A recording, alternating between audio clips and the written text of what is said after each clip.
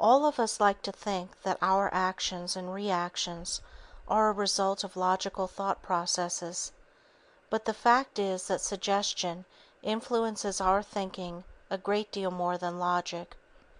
Consciously or unconsciously, our feelings about almost everything are largely molded by ready-made opinions and attitudes, fostered by our mass methods of communication. We cannot buy a bar of soap or a filtered cigarette without paying tribute to the impact of suggestion. Right or wrong, most of us place more confidence in what they say than what we do in our own powers of reason. This is the basic reason why psychiatrists are in short supply. We distrust our own mental processes and want an expert to tell us what to think and feel.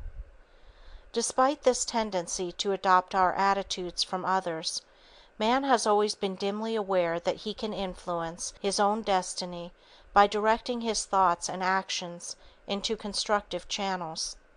He has always, to some extent, known that his mind exerts a powerful influence on his body, and that thoughts can have harmful or helpful effects on his emotional and physical health. The ancient Egyptian sleep temples and the attempts by early physicians to drive evil spirits out of the body were both attempts to influence the body through the mind. The unprecedented sale of The Power of Positive Thinking by Norman Vincent Peale and other inspirational literature proves that millions of modern people recognize the efficacy of constructive thoughts. What most of them do not recognize is that they are capable of implanting these beneficial thoughts in their own minds without reference to any outside agencies. This can be done through self-hypnosis. In modern society, we have many cults, religions, and methodologies which have mental discipline as their goal. The best example of a methodology is psychosomatic medicine, which deals with the interrelationship of the mind and body in the production of mental or physical illness. The rapid growth of hypnosis in the last few years is another example, and it is gratifying to see that the emphasis in this field is now shifting from hetero-hypnosis to self-hypnosis. Self-hypnosis is a highly suggestible state wherein the individual can direct suggestions to himself. It is a powerful tool in any therapeutic process, and highly motivated subjects can parallel the success of hetero-hypnosis through their own efforts. Self-hypnosis can be used as a palliative agent and can even afford lasting results in many areas of the organism. Self-hypnosis can alleviate distressing symptoms, substitute strong responses for weak responses, help overcome bad habits, create good habits, and help one's power of concentration. The total personality is eventually changed to the point where it can function adequately in an increasingly difficult environment. In learning self-hypnosis, the subject does not relinquish control of himself as is commonly believed. Actually, more control is gained. Self-sufficiency and self-confidence are inevitable results. It is well to remember, however, that even good things may be overdone, and good judgment is necessary for favorable results. Neither hypnosis nor self-hypnosis should ever be used indiscriminately. The effectiveness of self-hypnosis depends upon many factors. Strong motivation, intelligent application of suggestions, and diligence are prerequisites. We are not suggesting that self-hypnosis can take the place of all forms of psychotherapy. We do recommend it as an adjunct to therapy when indicated. Used judiciously, it can contribute a great deal to the individual's physical and emotional well-being and happiness. As a professional hypnotist for many years, I have seen astounding and apparently miraculous results by individuals using self-hypnosis. Many of these cases seem unbelievable to those not familiar with hypnotic phenomena. It should be remembered, though, that many individuals seek hypnosis only when all other forms of therapy have failed. This is so common that hypnosis has come to be known as a port of last call. Yet despite the seeming hopelessness of such cases, Medical literature lists thousands of remarkable recoveries. There is nothing hit or miss about hypnosis. Used intelligently, the results are the same for all those who are properly motivated. Nor are the results singular to modern hypnotists alone. In reviewing the literature going back more than 100 years, the same gratifying results were obtained. The reader would do well to scan some out-of-print books on hypnosis at the library to understand the point further. This book is written in terms that are comprehensible to the layman. The step-by-step instruction should afford the reader a means of acquiring self-hypnosis. The necessary material is here. The reader need only follow the instructions as they are given. The author wishes to thank Robert S. Starlett, member of the American Medical Writers Association, for his valuable help in the editorial preparation of this book. It is the author's hope that you will, through the selective use of self-hypnosis, arrive at a more rewarding, well-adjusted, and fuller life. Melvin Powers, 12015 Sherman Road, North Hollywood, California, 91605. Chapter 1. What You Should Know About Self-Hypnosis. Hypnosis has been defined as a state of heightened suggestibility in which the subject is able to uncritically accept ideas for self-improvement and act on them appropriately. When a hypnotist hypnotizes his subject, it is known as hetero-hypnosis. When an individual puts himself into a state of hypnosis, it is known as self-hypnosis. In both cases, the subject has achieved a heightened state of suggestibility. Even in hetero-hypnosis, the subject really controls the response to suggestions. Actually, all hypnosis is really a matter of self-hypnosis. The subject enters into the hypnotic state when he is completely ready to do so. This may require from one to many attempts before it is achieved. Even if the subject insists that he wants to be hypnotized immediately, he may be resisting hypnosis unconsciously. In self-hypnosis, the same thing usually takes place. The subject is anxious to achieve self-hypnosis, but somehow the state eludes him. What's wrong? It may be that he is unconsciously resisting it, hasn't conditioned himself sufficiently, or has achieved the hypnotic state and doesn't know he is in the state. This last statement may be surprising, but we will examine it in detail a little later on. Most experts agree that about 90% of the population can be hypnotized. My own feeling is that probably 99% can be hypnotized. Who among us is not influenced by suggestion? Aren't we all, as we have seen, influenced by the suggestions of advertising? Don't we all have a tendency to believe what we read in the paper, hear on the radio, or see on television? Aren't we all convinced that a name brand article is better than one that is not so well known? Suggestion plays a tremendously important role in our daily lives. It begins from naming the baby with an appropriate name to securing a suitable place for interment. I would like to call the reader's attention to a fascinating book dealing with the unconscious reasons why we do so many of the things that we do. You will be intrigued with every page of the book. It is called The Hidden Persuaders by Vance Packard. My contention is that we are all suggestible, and therefore, being hypnotized or hypnotizing ourselves is just a matter of increasing the suggestibility that we already possess. Doesn't the hypnotist begin by suggesting relaxation? Doesn't he usually begin by requesting the subject to fix his attention on a particular object? Next, he suggests to the subject that his eyes are becoming heavy and tired. As soon as the subject closes his eyes, he suggests that he will be in a deep hypnotic state. I am sure that you are familiar with this procedure. With each step, the hypnotist is guiding the subject along directed lines to get him to accept further suggestions without question or doubt. When the subject achieves the ultimate state in this procedure, he has been hypnotized. He then accepts suggestions without equivocation. Let us continue with the same thought. Suppose I say to you, "I'm going to stick you with this pin. It won't hurt." Would you let me stick you with the pin? Obviously not.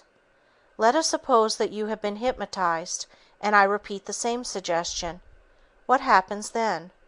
You readily accept the suggestion as being factual. Should I proceed to stick you with the pin, you do not even flinch. In fact, you do not even feel the pain. Does this sound incredible?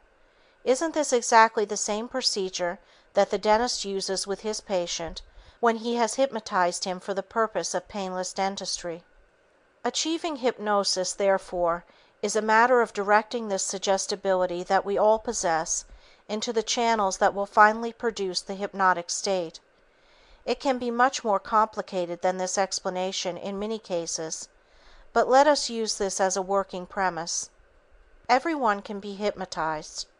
The time required for achieving hypnosis will vary from subject to subject. We will discuss some of the reasons for this in a subsequent chapter, but for our discussion at this time, we need to understand this point. I have encountered numerous individuals who were extremely disappointed because they did not respond to hypnosis immediately or after several attempts. They wanted to know what was wrong. An explanation that nothing was wrong somehow did not satisfy these individuals. After all, they argued, didn't I go to a hypnotist especially to be hypnotized? Some insinuated that perhaps the hypnotist wasn't too good. Let me explain that most subjects need to be conditioned for hypnosis, and this conditioning is helped when the subject practices certain conditioning exercises that I shall discuss in detail in Chapter 6, titled, How to Attain Self-Hypnosis. In my teaching, I have found that about 1 out of 10 subjects responds to the first attempt at hypnosis. One cannot make a definite statement as to the length of time necessary to learn self-hypnosis, but it is my experience that this usually takes about 1 month. I have had subjects learn self-hypnosis in about 30 minutes, but I must also relate that I have worked with subjects for 1 year before they achieved it. For the most part, the laws of learning apply to self-hypnosis as with anything else that one would want to learn. It can be a relatively simple procedure, or it can be very perplexing. The answer lies not so much with the hypnotist as with the subject. One question that arises is, if I'm under hypnosis, how can I give myself suggestions? During the hypnotic state, it must be remembered, the subject is always aware of what is going on. He hears what is said, follows directions, and terminates the state when told to do so. In the self-hypnotic state, the subject is in full control. Therefore, he can think, reason, act, criticize, suggest, or do whatever he desires. He can audibly give himself suggestions, or he can mentally give himself suggestions. In either case, he does not rouse from the hypnotic state unless he gives himself specific suggestions to do so. Many feel if they audibly give themselves suggestions, they will awaken. In hypnoanalysis, the subject answers questions during the hypnotic state. Having the subject talk does not terminate the state. You can keep the talkative subject under hypnosis as long as you want. Furthermore, the subject can be sitting erect with his eyes open and still be under hypnosis. Carrying this further, the subject may not even be aware that he is under hypnosis.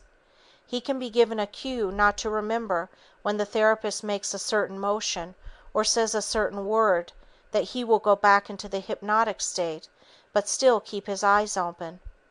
Only an experienced hypnotist could detect the change. Another frequent question is, how do I arouse myself from the self-hypnotic state? You merely say to yourself that upon counting to 5, you will open your eyes and wake up feeling fine. Many times the subject falls asleep while giving himself post-hypnotic suggestions. This is not undesirable, since the suggestions will spill over into the subconscious mind, as he goes from consciousness to unconsciousness. A popular opinion about hypnosis is that the subject surrenders his will to the hypnotist in the process of being hypnotized. Furthermore, many believe that once the subject is hypnotized, the hypnotist has complete control of the subject, and the subject is powerless to resist suggestion. Both beliefs are erroneous. I believe the first misconception comes from seeing techniques where the hypnotist requests the subject to look into his eyes. The hypnotist suggests to the subject that as he continues to look into his eyes, he will fall into a deep hypnotic state. This, then, becomes a matter of who can outstare whom. The subject usually begins to blink his eyes, and the hypnotist follows this up with rapid suggestions that the subject's eyes are becoming watery and heavy, and that the subject will fall into a deep hypnotic sleep just as soon as he, the subject, closes his eyes. This procedure gives the impression to the observer that the subject is willed to go under hypnosis. It appears that once the hypnotist concentrates or wills sufficiently, the subject succumbs. Actually, the hypnotist in this technique is not looking into the eyes of the subject. He fixes his attention on the bridge of the nose of the subject. The concept that the subject is a helpless automaton stems from the weird movies where the mad scientist has hypnotized subjects into behaving like zombies. Naturally, there is usually a beautiful girl in the movie and she too has been hypnotized. Even though the audience is sophisticated enough to realize that this science fiction drama is purely entertainment, the theme is repeated sufficiently in novels, comics, and television to make an indelible impression on the subconscious mind. It's the technique of telling the big lie so many times that it becomes believable. We are all influenced by this procedure. There is an excellent book explaining this very premise. It is called Battle for the Mind by William Sargent. It describes in detail the technique by which evangelists, psychiatrists, politicians, and advertising men can change your beliefs and behavior. Following the reason that the subconscious mind can be affected, you can see that a problem could present itself even though the subject consciously wishes to be hypnotized. Unconsciously, there may be a poor inner relationship with the hypnotist, which can create an unfavorable climate for hypnosis. When this is the case, the subject doesn't respond until such a time that he relates well to the hypnotist. Even the most calculated procedures will fail until a positive transference relationship is established. I am sure that you sometimes have said, "For some reason I don't like that person." If pressed for an answer, you'll probably reply, "I can't explain it, but I just have a feeling about him." Actually, your subconscious reactions are influencing your thinking, and you feel a certain way. The same thing takes place in business transactions. You either like or dislike the proposition presented to you. You may say, "I have a certain feeling about this deal." You may not be conscious of the reasons, but your subconscious has reacted automatically because of previous experience along similar lines. In giving you some insight into the hypnotic procedure, I am trying to point out certain problems in regard to acquiring self-hypnosis. For the most part, it is not a simple procedure that is accomplished immediately. You can't just will it. It requires working toward a specific goal and following definite procedures which eventually lead to success. The hypnotist is usually endowed by the subject with an omniscience and infallibility which logically is unjustified. The subject is naturally extremely disappointed if he doesn't respond immediately. If he loses confidence in the hypnotist, he may never achieve hypnosis with this particular hypnotist. I have hypnotized subjects who have been to several other hypnotists without success, and I have had some of my unsuccessful subjects hypnotized by other hypnotists. How and why does it happen? I believe that some of the reasons are so intangible that it would be impossible to explain all of them with any degree of exactitude. I once saw an individual about 12 times who wanted to learn self-hypnosis and had been unsuccessful in every approach. I asked him if he would volunteer as a subject for a class in techniques of hypnosis that I was teaching for nurses. He readily volunteered and showed up at the designated time. Much to my amazement, as well as his own, he responded within a relatively short time, as one of the nurses hypnotized him before the group. She had used a standard eye closure technique, requesting him to look at a spinning hypnodisc that I had previously used with him every time he was in the office. Her manner was extremely affable. She had used the identical technique I had used unsuccessfully, and the subject responded excellently to cap the climax. He was the first subject the nurse had ever hypnotized, since this was only her third lesson. How would you account for it? Here was one of my students with 2 weeks' experience hypnotizing a subject, where I had failed while using every procedure that I felt would work. Was it because she was a better hypnotist? Perhaps. However, I'd like to recall at this time our discussion about subconscious responses. I'm inclined to feel that being hypnotized by a middle-aged female nurse created certain favorable unconscious responses, which accounted for his going under hypnosis at that time. It created the initial breakthrough which was needed. I was able to hypnotize him easily at his next appointment, and he acquired self-hypnosis readily from that time on. I have tried the same approach with other subjects who did not respond favorably, and have failed to attain the success that I did in the above case. Why the impasse? It is one of the difficulties that we encounter in hypnosis, and as yet it has not been resolved. We know that the easiest way to achieve self-hypnosis is to be hypnotized and given a post-hypnotic suggestion that you will respond to hypnosis by a keyword, phrase, or gesture. I have tried to point out some problems that can arise. Needless to say, these problems do not always arise, and the attainment of self-hypnosis can be a relatively simple procedure. There is usually some way of reaching a subject who does not respond in a reasonable length of time. Now we come to the point where the subject wishes to hypnotize himself. What happens in this situation? It would appear that the subject would go under hypnosis immediately. After all, isn't he controlling the hypnotic session? Of course, this does happen time and time again, and the results seem miraculous.